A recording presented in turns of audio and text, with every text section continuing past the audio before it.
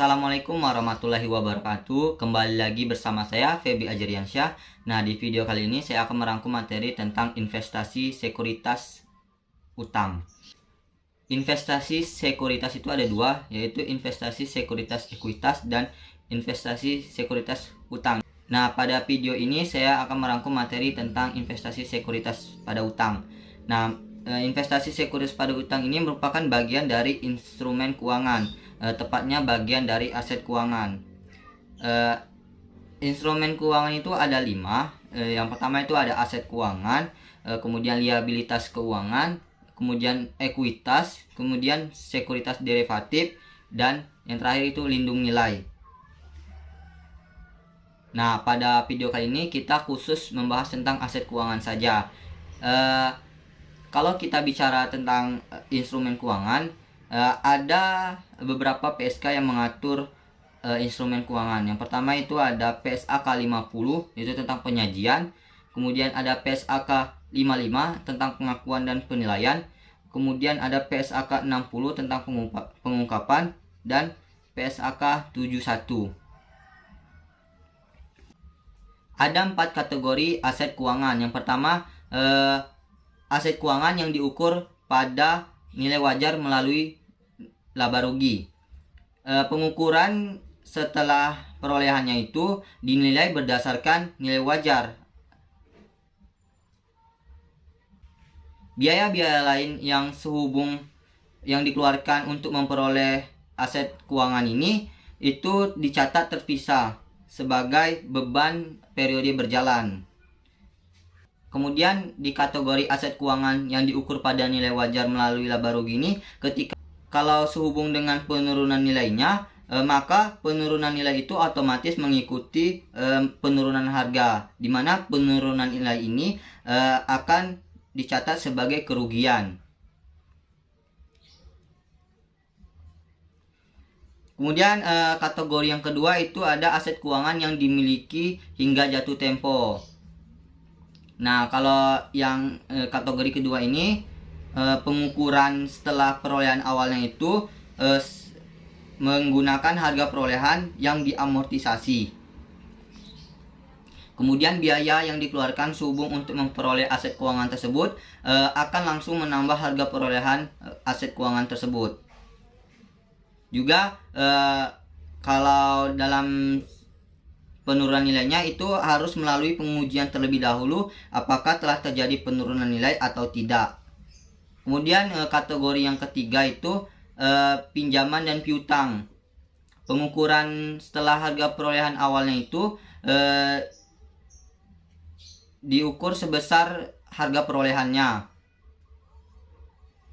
Biaya yang dikeluarkan sehubung dengan untuk memperoleh aset keuangan itu akan langsung menambahkan harga perolehannya. Kemudian jika terjadi penurunan nilai, maka harus melalui pengujian apakah telah terjadi penurunan nilai atau tidak. Kemudian kategori yang terakhir yaitu kategori keempat, aset keuangan yang tersedia untuk dijual, di mana pengukuran nilainya itu sama seperti kategori yang pertama tadi, dinilai berdasarkan nilai wajar awal. Dan biaya yang dikeluarkan untuk memperoleh aset keuangan tersebut akan menambah langsung harga perolehan dari aset keuangan tersebut. Kemudian kalau terjadi penurunan nilai, maka harus melalui pengujian terlebih dahulu apakah telah mengalami penurunan nilai atau belum, atau tidak. Nah, dapat disimpulkan bahwa perlakuan akuntansi terhadap aset keuangan ini sangat bergantung kepada 4 kategori yang saya sebutkan tadi. Dan juga ada bahwa di kategori yang pertama dan keempat itu, jika ada selisih antara nilai wajar dengan nilai tercatat, maka akan terjadi selisih itu akan diakui sebagai keuntungan atau kerugian. Nah, kalau di yang kategori pertama itu, maka kita akan memunculkan akun unrealized gain or loss income, strip income, karena ini merupakan bagian dari laba rugi. Kenapa unrealized? Karena kita belum ada transaksi penjualan, karena hanya menilai. Kemudian ya, kalau yang kategori keempat itu kita akan mencatat akun unrealized holding gain or loss stripnya ekuitas. Nah, karena ini merupakan bagian dari ekuitas dan akan dicatat di laporan posisi keuangan. Pada materi ini kita bukan lagi sebagai penjual, tapi kita sebagai pembeli karena kita melakukan investasi. Terdapat kontrak pembayaran yang telah ditentukan, itu pokok utang beserta bunga. Langsung masuk ke contoh soal. PT ABC membeli 10.000 lembar obligasi dari PT XYZ dengan nilai nominal Rp20.000 per lembarnya pada tanggal 1 Juli 2012 dengan kontraktual rate itu 12%, dibayar tiap 1 Januari dan 1 Juli. Market rate-nya itu 10%, jatuh tempo 4 tahun yang akan datang. Nilai wajar perolehan itu sudah diketahui bahwa sebesar Rp212.926.425,52. Nah, juga diketahui pada soal ini nilai wajar per lembar obligasi pada 31 Desember 2012 itu Rp21.000 dan di 2013 itu Rp20.900. Kemudian yang diminta itu buatlah tabel amortisasi, kemudian buatlah jurnal pada tanggal 1 Juli 2012, 31 Desember 2012, 1 Januari 2013, 1 Juli 2013, 31 Desember 2013. Kemudian dan terakhir pada tanggal 1 Januari 2014 setelah menerima pembayaran bunga, PT ABC menjual obligasi tersebut dengan harga jual Rp20.500 per lembarnya. Nah, langsung saja kita bahas. Karena di dalam soal itu sudah diketahui nilai wajar saat penerbitan obligasi tersebut, maka kita tidak perlu mempresent value-kan. Nah, kalau belum diketahui nilai wajarnya, maka kita harus mencarinya terlebih dahulu dengan cara mempresent value-kan pokok investasi dan mempresent value anuitaskan bunga yang diterima secara periodik. Maka langsung saja kita buat tabel amortisasi. Sebelum kita membuat tabel amortisasi, kita perlu mengetahui bunga yang diterima dan pendapatan bunga yang dicatat. Nah, untuk mencari bunga yang diterima itu kita mengalihkan antara contractual rate dikalikan dengan total nilai nominal. Nah, karena ini menggunakan sistem semi annually yang dibayarkan setiap 1 Januari dan 1 Juli, maka contractual rate yang 12% tadi dibagi 2 dulu sehingga menjadi 6%. Nah, 6% dikali 200 juta itu total nilai nominal, maka didapatlah bunga yang diterima setiap periodiknya, secara periodiknya itu sebesar Rp12 juta. Nah, kemudian kita harus mencari juga pendapatan bunga yang dicatat dengan cara mengalihkan market rate dikalikan dengan carrying value. Nah, market rate tadi kan 10%. Nah, karena semi annually dibagi 2 menjadi 5%. Dikalikan dengan carrying value itu karena baru awal itu kita menggunakan nilai wajar saat penerbitan sebesar Rp212.926.452,52.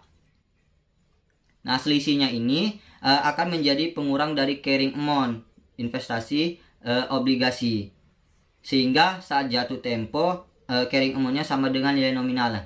Mengapa dikurang? Karena ini dijual pada tingkat premium. Diketahui dari nilai wajar lebih besar dari nilai nominal.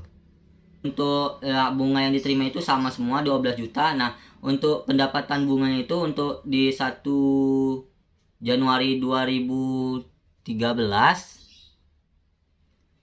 kita akan mencatatnya sejumlah 10.646.321,28 didapat dari market rate 5% dikalikan dengan carrying amount tadi 212.926.452,52 rupiah, didapatlah hasil 10.646.321,28 rupiah. Maka selisih antara bunga yang diterima dengan pendapatan bunga yang dicatat itu akan menjadi amortisasi premium sebesar Rp1.353.678,72 rupiah. Nah, ini akan menjadi pengurang dari carrying amount, sehingga carrying amount itu menunjukkan saldo 211.572.746,80 rupiah. Kemudian kita ulangi langkah yang sama sampai dengan 1 Juli 2016, sehingga pada tanggal 1 Juli 2016 ini carrying amount-nya itu sebesar 200 juta rupiah, sama dengan nilai nominalnya.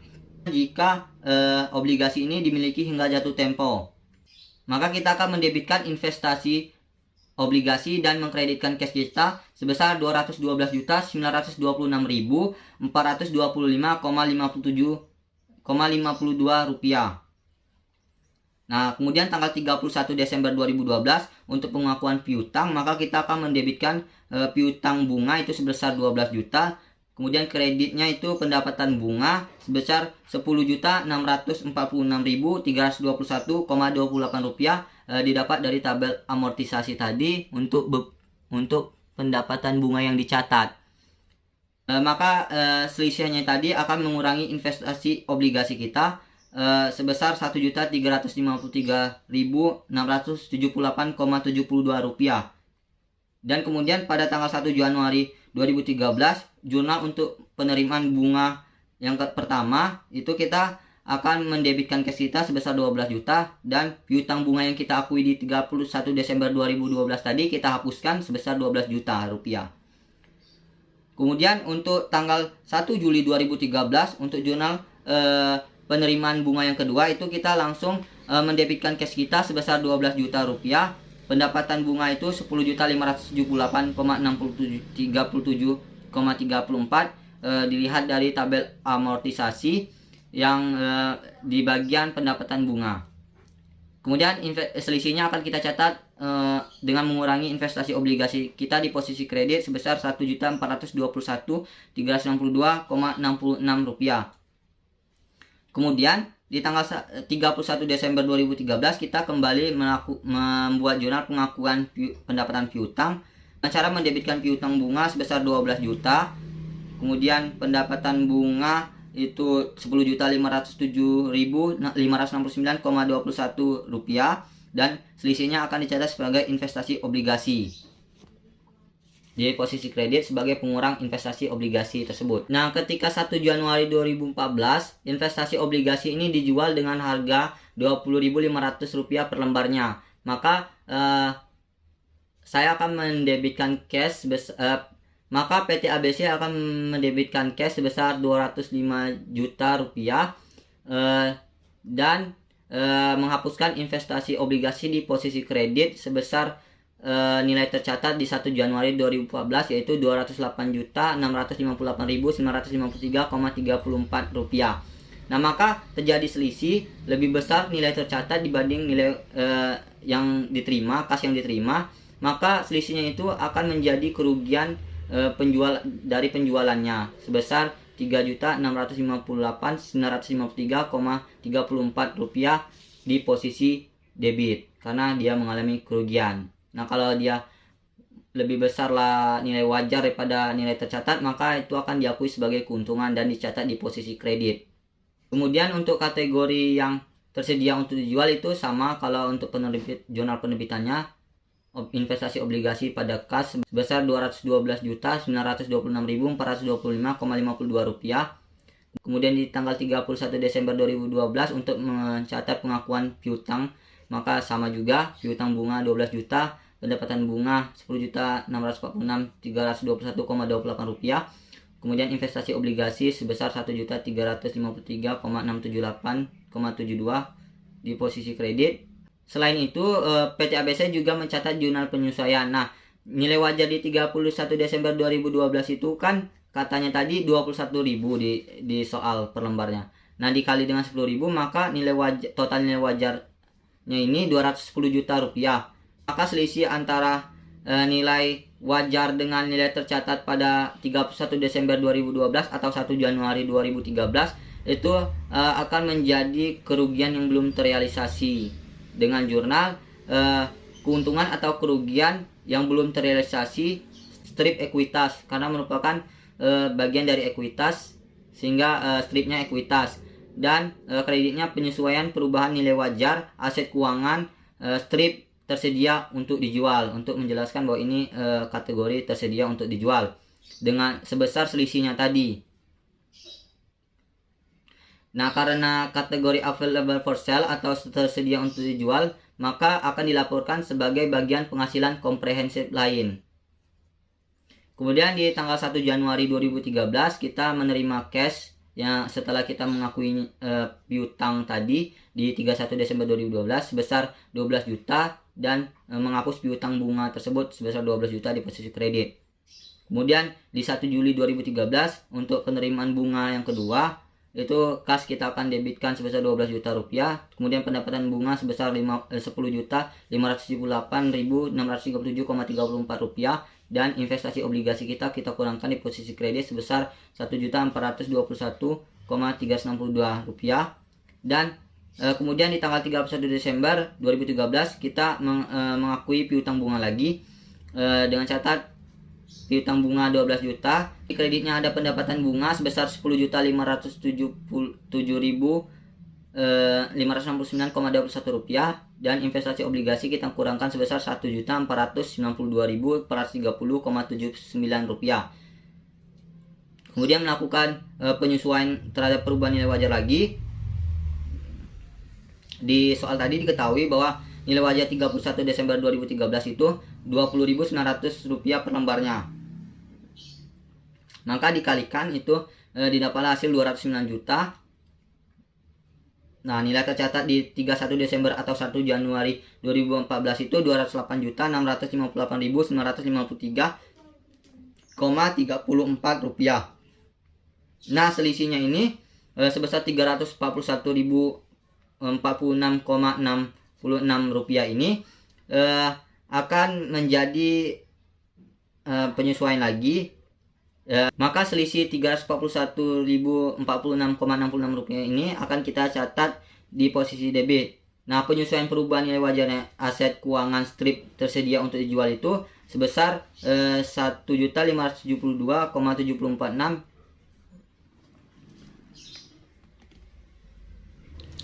Nah, karena saldo penyesuaian perubahan nilai wajar aset keuangan tersedia untuk dijual itu sebelumnya 1.572.746,79 rupiah, maka penyesuaiannya itu untuk keuntungan atau kerugian belum terrealisasi ekuitas itu sebesar 1.913.793,45 rupiah. Kalau kita buat akunte untuk penyesuaian perubahan nilai wajar aset keuangan itu, maka pertama tadi kan saldonya tadi di posisi kredit sebesar 1.572.746,79 rupiah.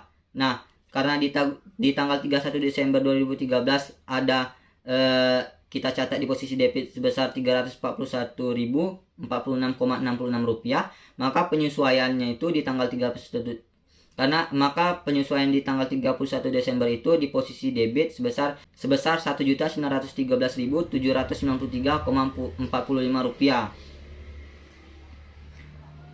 Nah, maka di tanggal 31 Desember 2013 itu untuk mencatat penyesuaian, kita akan mendebitkan penyesuaian perubahan nilai wajar aset keuangan tersedia untuk dijual itu 1.913.793,45 rupiah, dan pada keuntungan atau kerugian belum terrealisasi strip ekuitas.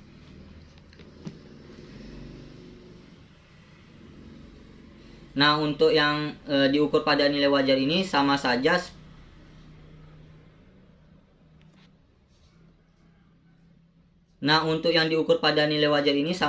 seperti tersedia untuk dijual.